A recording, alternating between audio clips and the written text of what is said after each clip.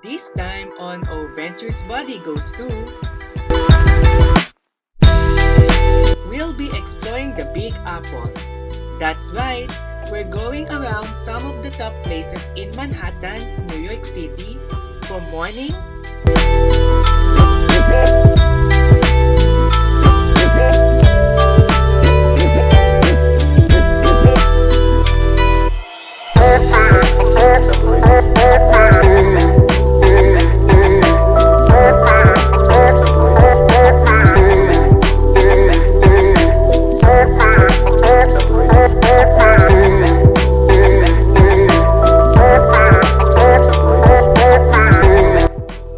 to evening. Let's go!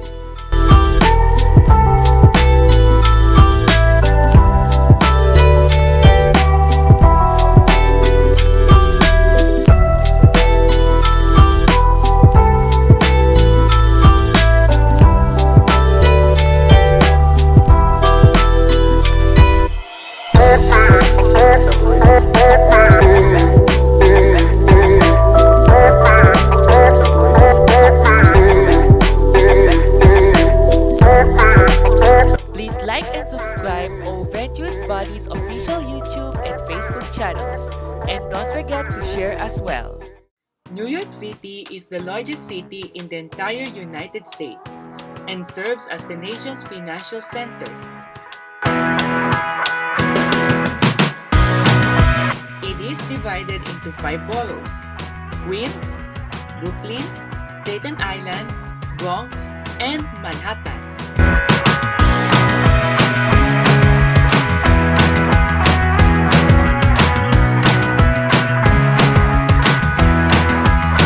We're starting off our New York City tour with Manhattan, which could be accessed from the New Jersey side via either the Holland Tunnel for Lower Manhattan, the George Washington Bridge for Upper Manhattan, or this, the Lincoln Tunnel for Midtown Manhattan.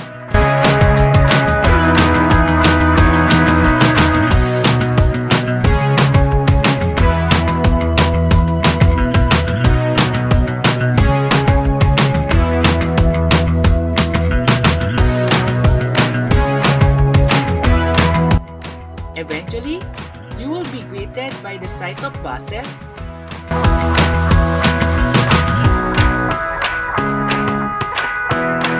yellow cabs,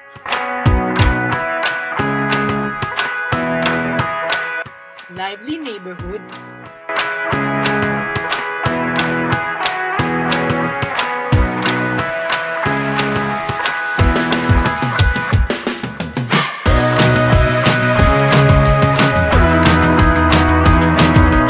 and of course, busy people going about their everyday life. And speaking of which, 6th Avenue, also known as the Avenue of the Americas, makes for a great morning walk. In fact, it is home to notable television networks such as NBC, based at Rockefeller Center,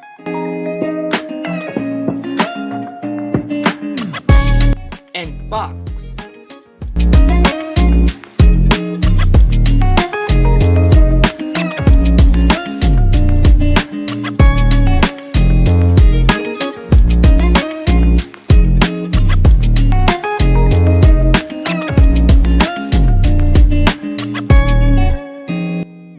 And it's also a perfect place to spot the Empire State Building.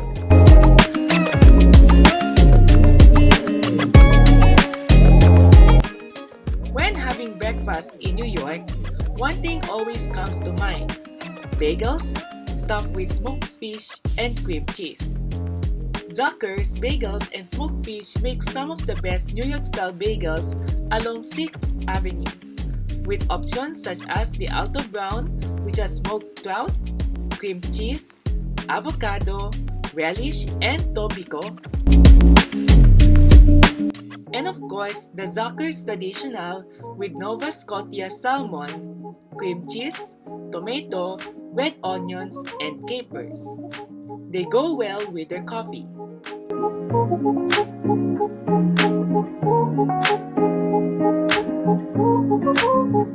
For a bit of fresh air, you can take a stroll at Bryant Park, a small park just right across Zucker's Bagels and Smoked Fish.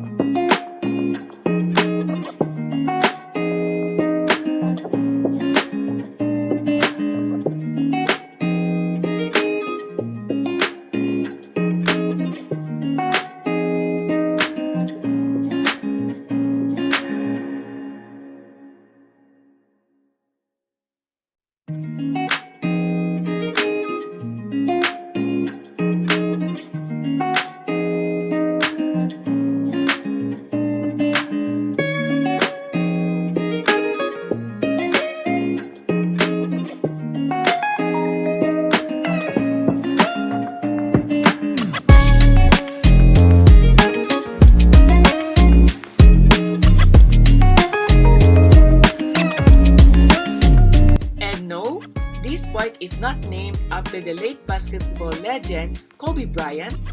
It was named after journalist and poet William Cullen Bryant. Also nearby is the main branch of the New York Public Library, where you can spot the Chrysler Building, the MetLife Building,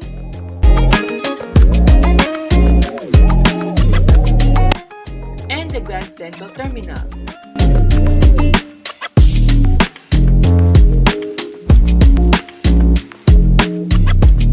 With its grand and spacious box arts main concourse.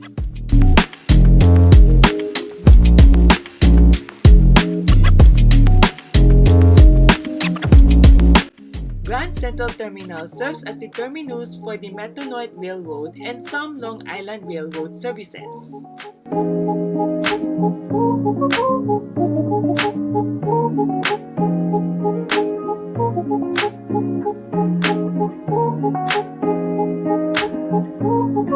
Speaking of trains, if you need to get from one area to another within New York City, it's a great thing to know that the New York City subway can take you anywhere in just a few minutes with its many services.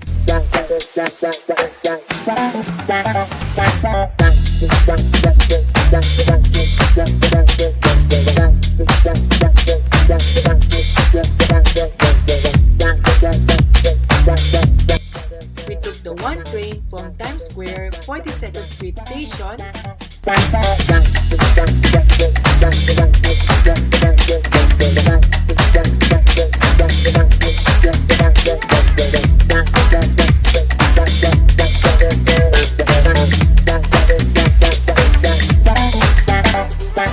to the WTC Cortlandt Station to visit another famous New York City landmark, the World Trade Center. As soon as you exit the subway platforms, you will enter the Oculus, a large shopping mall mostly underneath the World Trade Center. On the outside, the entrance resembles that of an eagle. World Trade Center is a complex currently consisting of 4 skyscrapers.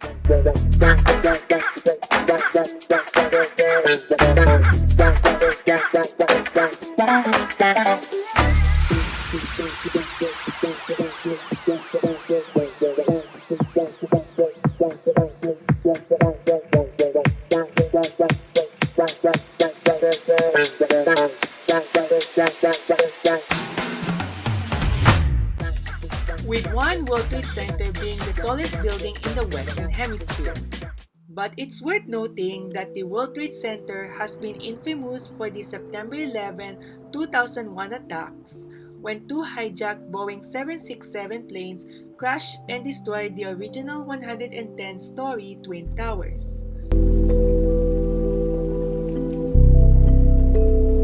The 9/11 Memorial and Museum documents this darkest day in American history.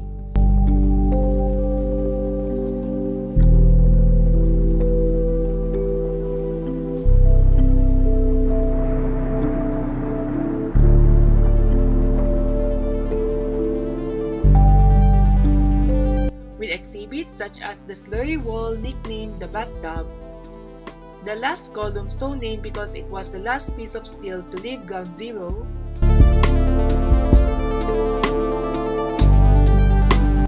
one of the former steel tridents,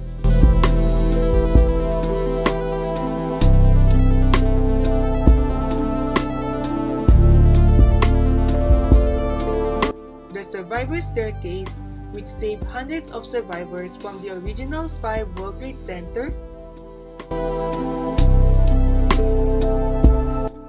the damaged antenna from the original 1 World Trade Center, a damaged elevator motor,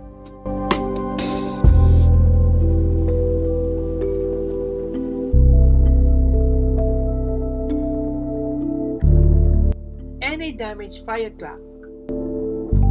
But in the midst of all the exhibits depicting loss, there are also notable artworks of remembrance and hope, such as Trying to Remember the Color of the Sky on That September Morning by Spencer Finch, which features 2,983 blue watercolor squares, each representing a victim of the 1993 bombings and 2001 attacks.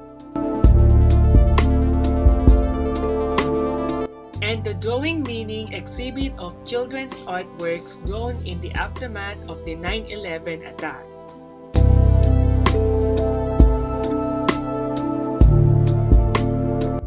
Of course, visitors have the opportunity to write messages of hope as well.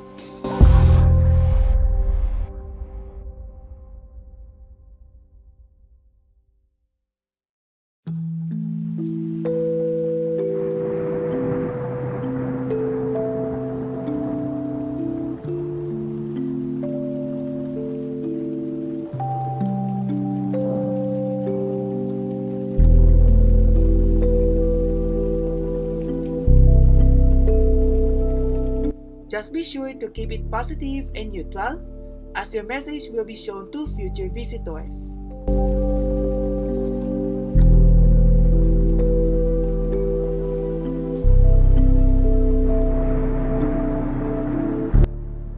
There's also a souvenir shop where you can help further support the goals of the 9/11 Memorial and Museum.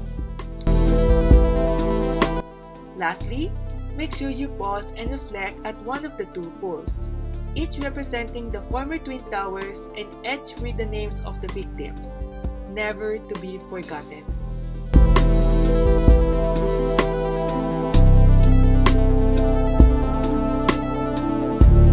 We now head back to Midtown Manhattan, and since the sun is now going down, it's time to head off to the home of Broadway musicals, Times Square.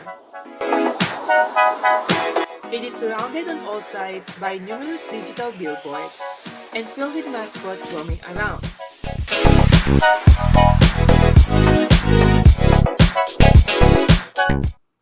For those who love M&Ms like I do, there's also a branch of M&M's World at Times Square too. At the entrance, you'll be greeted by this blue-collared M&M's character.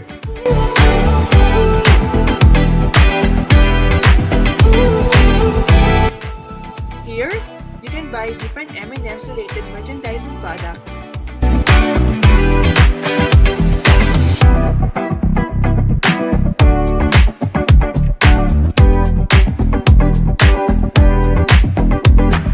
And different varieties of M&M's from this wall.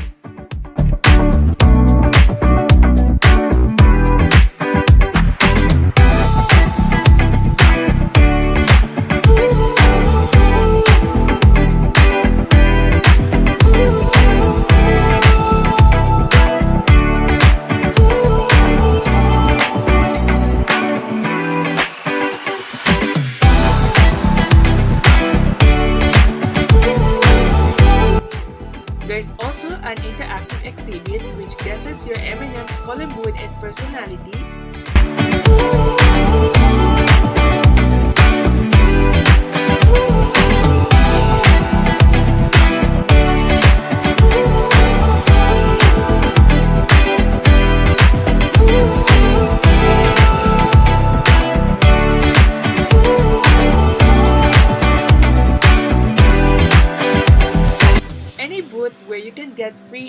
them samples. Now, Times Square is not just for Broadway fans, it's for foodies too.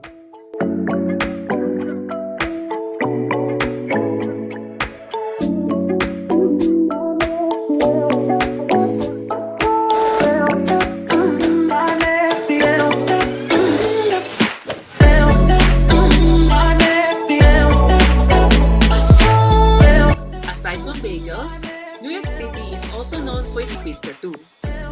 Ray's Pizza makes some of the best New York-style pizzas.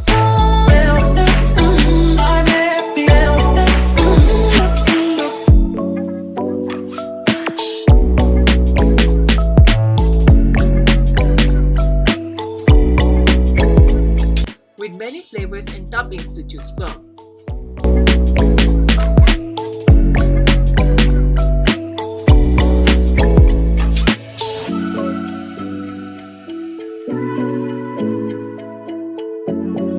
Their bestseller is the one with sausage, bacon, and pepperoni.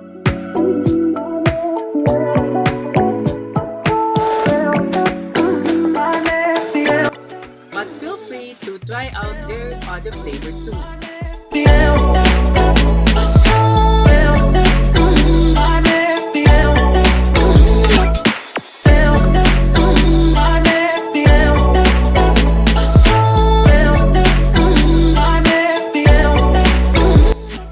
For those longing for Filipino food, there's also brands of Jollibee at Times Square.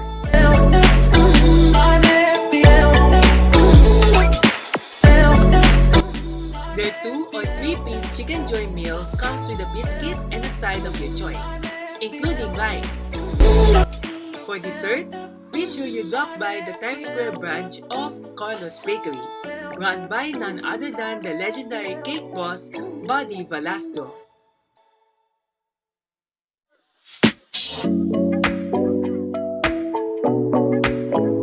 They offer a wide variety of pastries such as cakes, Napoleons, cannoli filled with mascarpone and chocolate chips, cream-stuffed lobster tails, and so much more.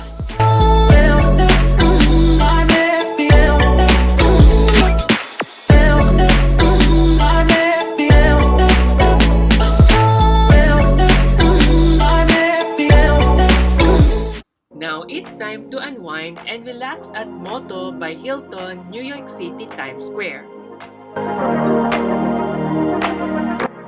The rooms are very small yet functional. With a single sink,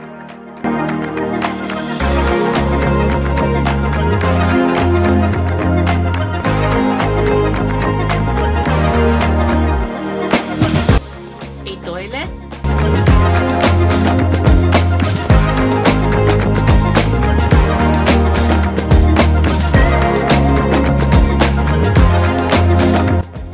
a shower,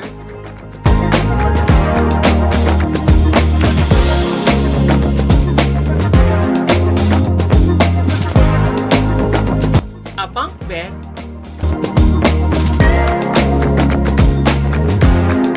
and a large flat-screen TV. And this has been our Au-venturous tour of Manhattan, New York City from morning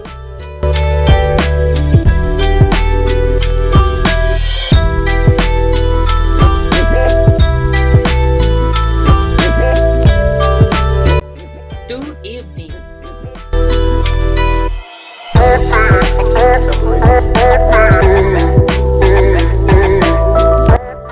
And the current skyscrapers rising up from ground zero at World Trade Center reminded me of Revelation 21 verse 5a, which says, "And he who was seated on the throne said, Behold, I am making all things new." Until next time, live an au-venturous life, buddies, and God bless.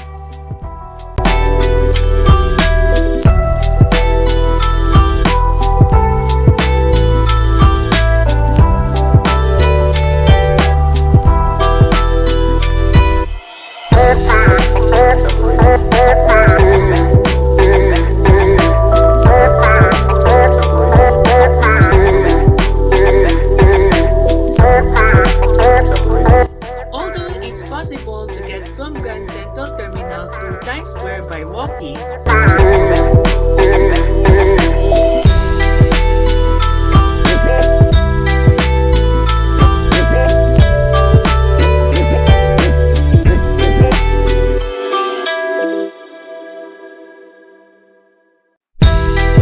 there's actually a New York City subway shuttle connecting the two.